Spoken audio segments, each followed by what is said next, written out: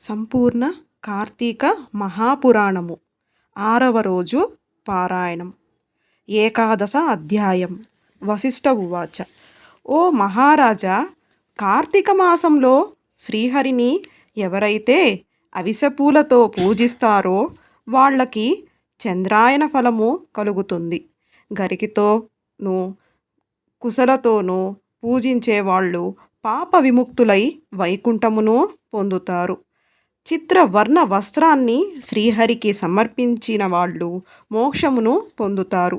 కార్తీక స్నానము ఆచరణము చేసి విష్ణు సన్నిధిని దీపమాలిక నుంచేవాళ్ళు, వైకుంఠ పురాణ పాఠకులు, శ్రోతలు కూడా విగత పాపులై పరమపదాన్ని చేరుతారు.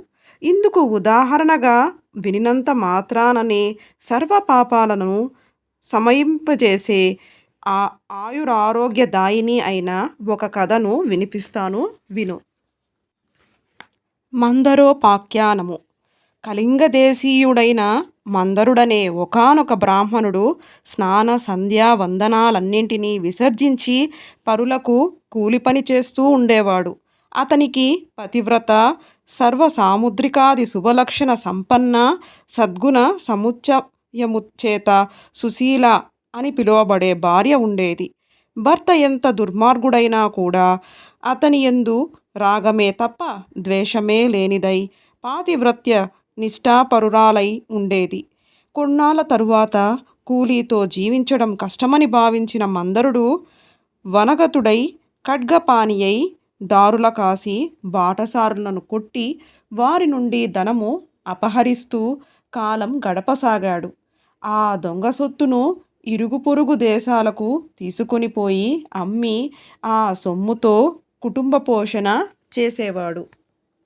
ఒకసారి దొంగతనానికై దారి కాసి ఉన్న మందరుడు బాటసారి అయిన ఒకానొక బ్రాహ్మణుని పట్టుకొని అక్కడి మర్రి చెట్టుకు కట్టివేసి ఆ బాపని ద్రవ్యాన్నంతను అపహరించేశాడు.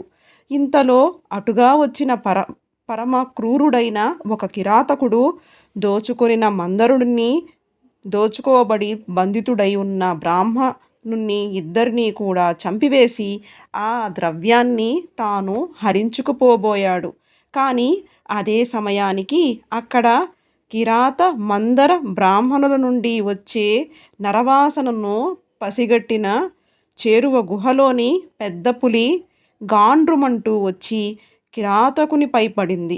పులి తన పంజాతోనూ కిరాతకుడు ఖడ్గంతోనూ ఒకరినొకరు ప్రహరించుకున్నారు. ఆ జగడంలో పులి, కిరాతకుడు కూడా ఏకకాలంలో మరణించారు. ఆ విధంగా మరణించిన విప్ర, మందర, వ్యాఘ్ర, కిరాతకుల జీవులు నలుగురు యమలోకమును చేరి కాలసూత్రమనే నరకాన్ని పొందారు. యమకింకరుల నలుగురిని పురుగులు అమేధ్యముతో నిండి ఉన్న తప్త రక్తకూపంలో పడవేశారు.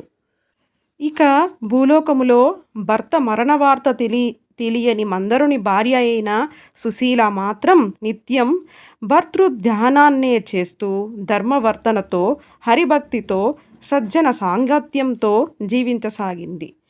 ఒకనాడు నిరంతర హరినామ సంకీర్తన తత్పరుడు, సర్వులయందున భగవంతుని దర్శించువాడు, నిత్యానంద నర్తనుడు అయిన ఒకానొక యతీశ్వరుడు ఈ సుశీల ఇంటికి వచ్చాడు. ఆమె శ్రద్ధాభక్తులతో అతనికి భిక్ష వేసి, అయ్యా, నా భర్త కార్యార్థి అయి వెళ్ళి ఉన్నాడు, ఇంట లేడు. నేను ఏకాకినై ఆయన ధ్యానంలోనే కాలమును గడుపుతున్నాను అని విన్నవించుకుంది. అందులకా యతి, అమ్మాయి, ఆవేదన పడకు. ఇది కార్తీక పౌర్ణిమ మహాపర్వదినము. ఈరోజు సాయంకాలం నీ ఇంట పురాణ పఠన శ్రవణాదులను ఏర్పాటు చేయి. అందుకుగాను ఒక దీపము చాలా అవసరము. దీపానికి తగినంత నూనె నా దగ్గర ఉంది.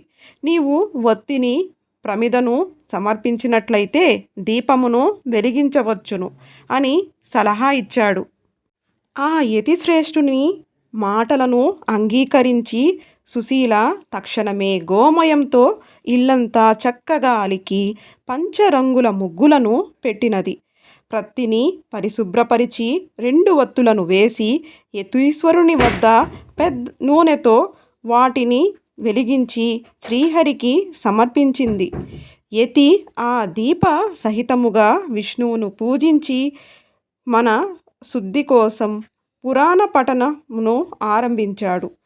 సుశీల పరిసరాల ఇండ్లకు వెళ్ళి వారందరినీ పురాణ శ్రవణానికి ఆహ్వానించింది. అందరి నడుమ తాను కూడా ఏకాగ్ర చిత్తయై ఆ పురాణాన్ని వింది. అనంతరం ఆమెకు శుభాశిస్సులనందించి యతీశ్వరుడు వెళ్ళిపోయాడు. నిరంతర హరిసేవనము వలన క్రమక్రమముగా ఆమె జ్ఞాని అయి తదుపరిని కాలధర్మమును చెందినది. తత్క్షణమే శంఖచక్రాంకితులు, చతుర్బాహులు, పద్మాక్షులు, పీతాంబరధరులు అయిన విష్ణుదూతలు నందనవన సుందర మందరాది సుమాలతోనూ మౌక్తిక ప్రబలాదులతోనూ నిర్మించిన మాలికాంబర భరణాల అంకృతమై ఉన్న దివ్య విమానాన్ని తెచ్చి సుశీలను అందు అధిరోహింపజేసి వైకుంఠానికి తీసుకుపోసాగారు. అందులో వెళుతున్న సుశీల మార్గమధ్యంలోని నరకములో మరో 3 జీవులతో కలిసి బాధలు పడుతూ ఉన్న తన భర్తను గుర్తించి విమానాన్ని ఆపించి తత్కారణం ఏమిటో తెలుపవలసిందిగా విష్ణు పారిషదులను కోరింది. అందుకు వారు, అమ్మా, నీ భర్త అయిన ఆ మందరుడు విప్రకుల సంజాతుడైనప్పటికీ కూడా వేదాచారాలను విస్మరించి కూలి అయి మరికొన్నాళ్ళు దొంగయై దుర్మార్గ ప్రవర్తనల వలన ఇలా నరకాన్ని అనుభవిస్తున్నాడు. అతనితో బాటే ఉన్న మరొక బ్రాహ్మణుడు మిత్రద్రోహి. మిత్రుడొకనిని చంపి అతని ధనముతోనూ పరదేశాలకు పారిపోబోతూ నీ భర్త చేత బంధితుడయ్యాడు. అతగాడి పాపాలకు గాను అతడు నరకమును పొందాడు. 3వ వాడు కిరాతకుడు. బంధితుడైన ఆ బ్రాహ్మణుణ్ణి నీ భర్తను కూడా చంపివేసిన పాపానికి గాను ఇతడు నరకమును చేరవలసి వచ్చినది. ఇక 4వ జీవి ఒక పులి.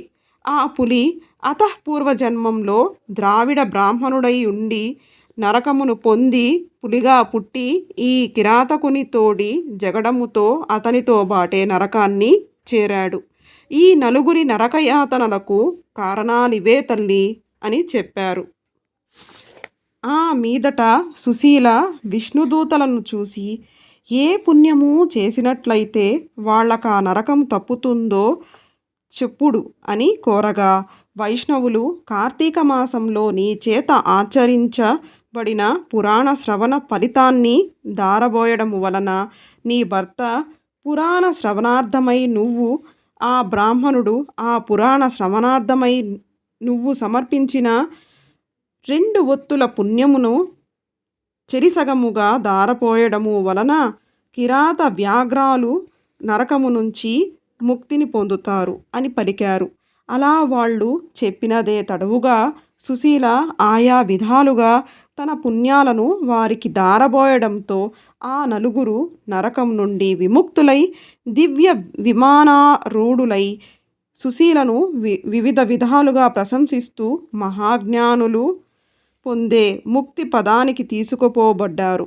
కాబట్టి ఓ జనక మహారాజా, కార్తీక మాసంలో చేసే పురాణ శ్రవణము వలన హరిలోకమును తప్పనిసరిగా పొందుతారని తెలుసుకో. ఏకాదశోధ్యాయ సమాప్తః. 11వ అధ్యాయం. 12వ అధ్యాయము. వశిష్ఠ ప్రవచనం. పునః వశిష్ఠుడు జనకునికిలా చెప్పసాగాడు. ఓ రాజా, కార్తీక మాసంలో వచ్చే సోమవార మహత్యమును విని ఉన్నాను. ఆ కార్తీక సోమవారం ఎంత ఫలాన్నిస్తుందో అంతకంటే కార్తీక శని త్రయోదశి 100 రెట్లు, కార్తీక పూర్ణిమ 1000 రెట్లు, శుక్ల పాడ్యమి 1,00,000 రెట్లు, శుక్ల ఏకాదశి 1,00,000 రెట్లు, ద్వాదశి లెక్కలేనంత అనంతమైన ఫలాలను అదనముగా ప్రసాదిస్తాయి.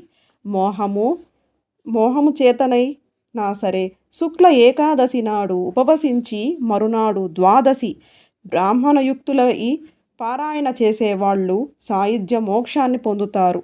ఈ కార్తీక శుద్ధ ద్వాదశి నాడు అన్నదానమును చేసిన వారికి సమస్త సంపదలు అభివృద్ధి చెందుతాయి.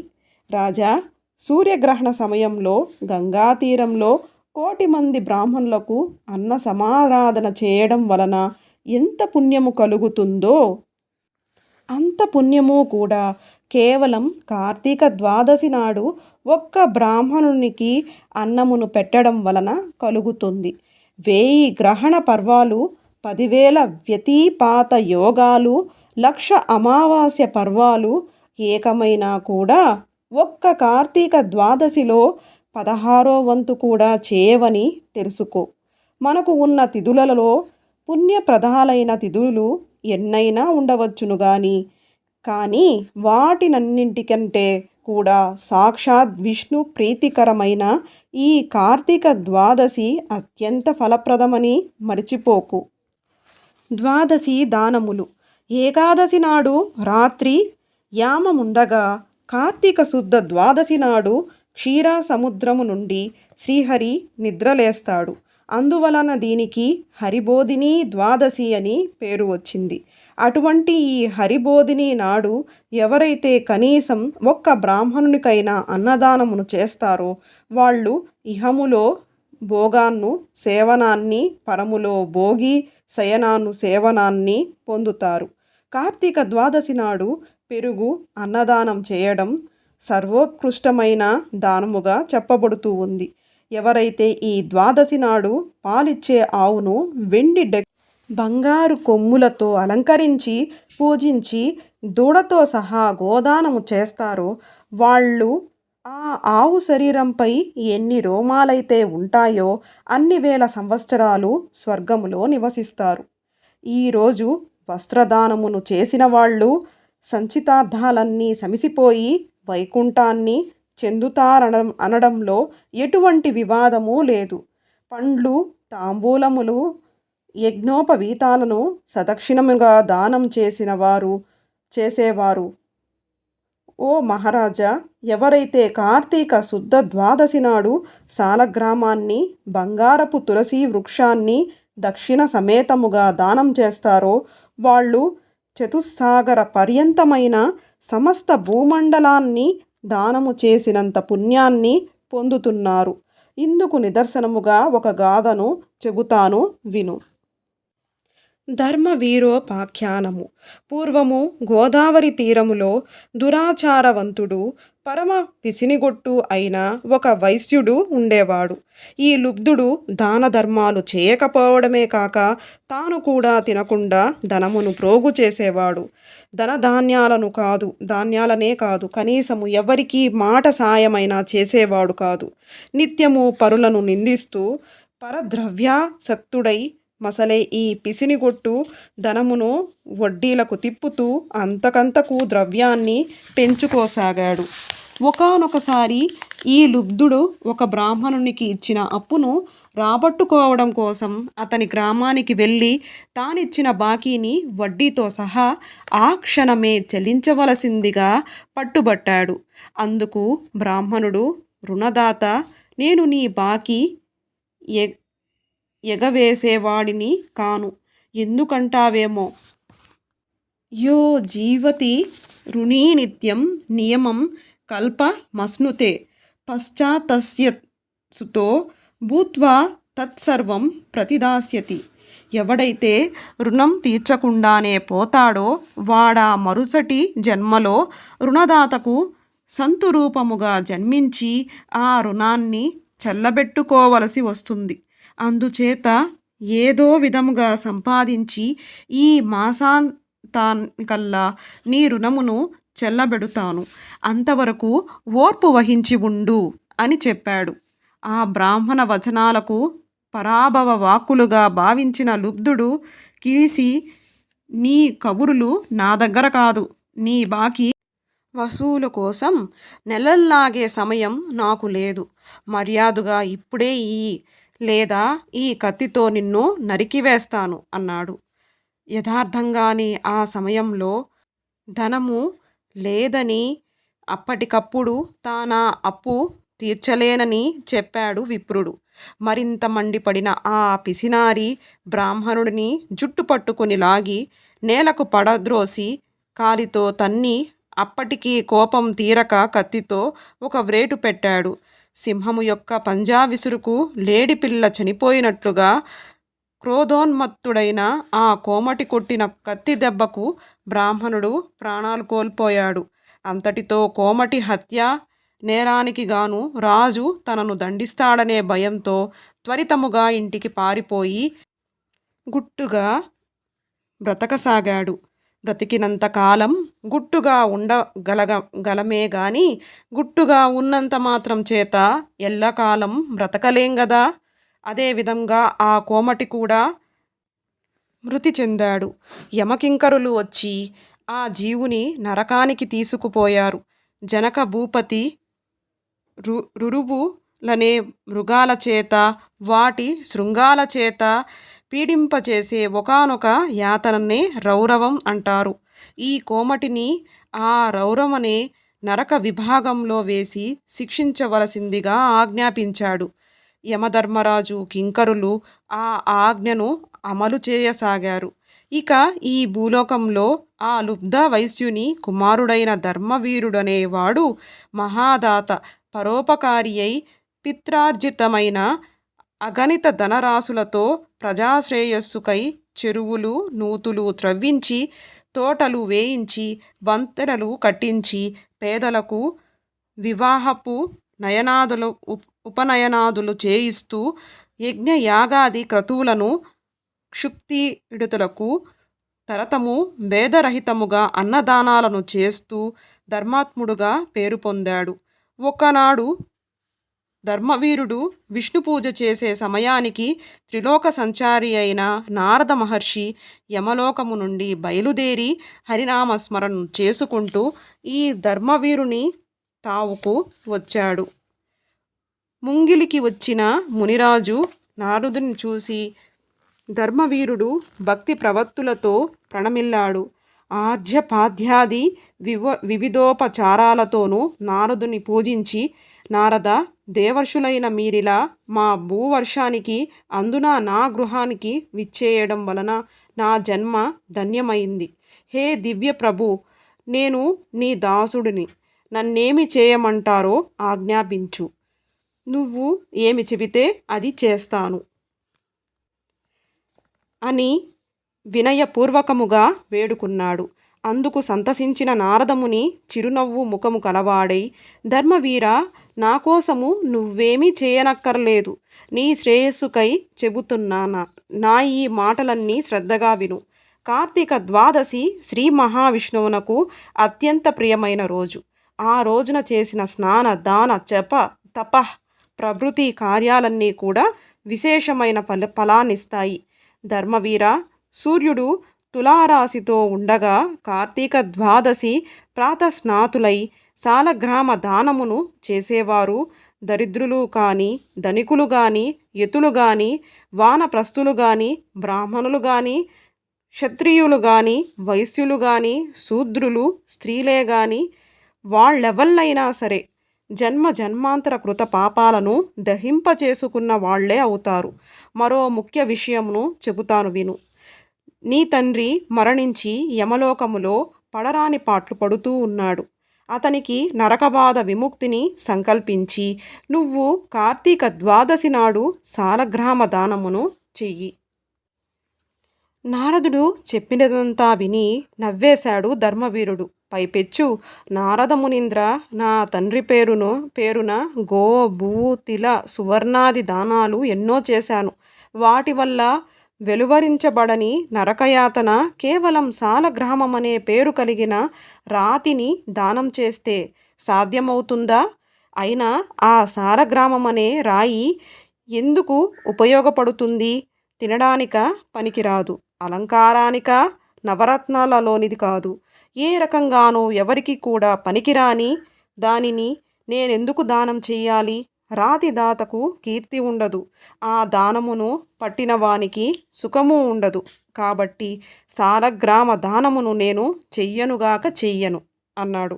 నారదుడెంత అను అనునయంగా చెప్పినా కూడా ధర్మవీరుడు తన మూర్ఖత్వాన్ని వదలనూ లేదు.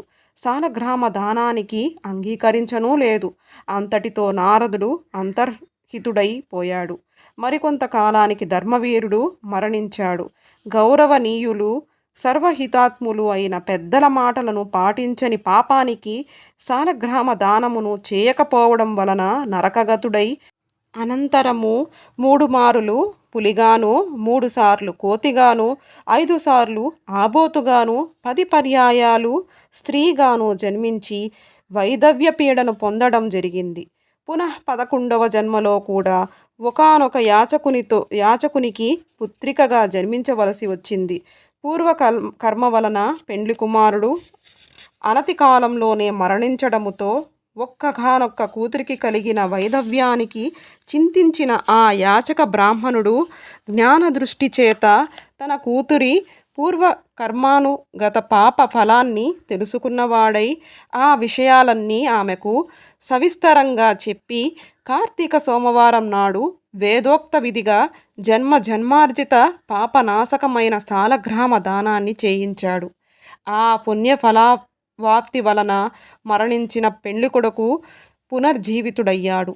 ఆ దంపతులు ఇహజీవితాన్ని ధర్మ కామ సౌఖ్యాలతో గడిపి కాలాంతర స్వర్గమును చేరి పుణ్యఫలాలను భవాప్తులయ్యారు.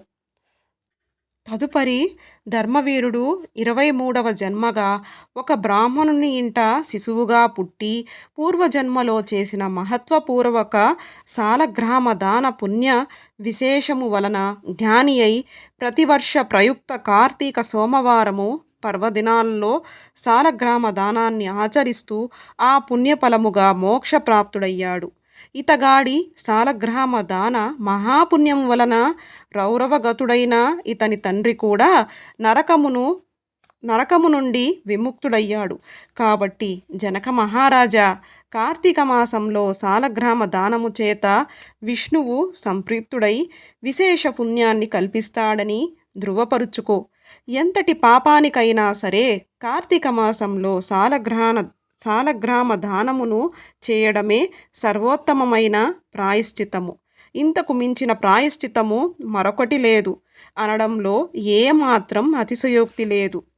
ఏవం శ్రీ స్కాంద పురాణాంతర్గత కార్తీక మహత్యే ఏకాదశ ద్వాదశ అధ్యాయౌ 11, 12 అధ్యాయములు. 6వ రోజు పారాయణం సమాప్తము.